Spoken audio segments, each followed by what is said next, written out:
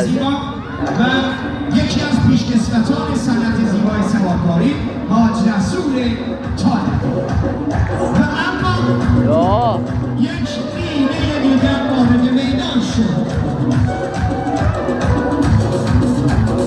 به نام آراسخانی وحید تقی‌زاده سوارکار امیر سیف‌الله پور زاده ایستند تا به طاووس دست شکسته و آهو زاده است از کامران.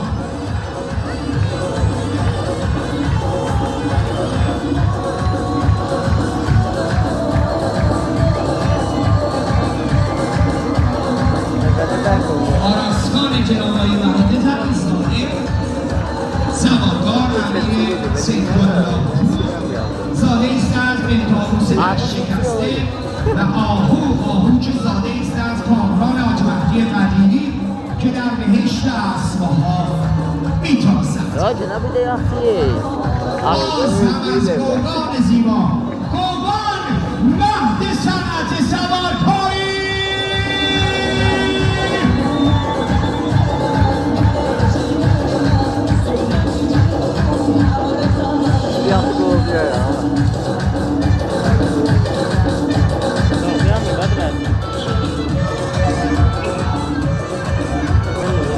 cut off böyle nasıl? İsteği gozi alma.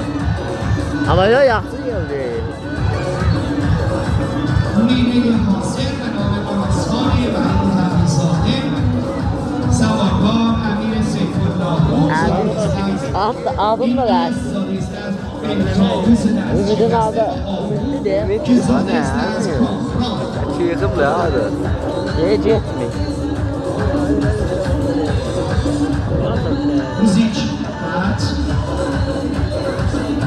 موزیک قطع آقای علیزاده ممنون.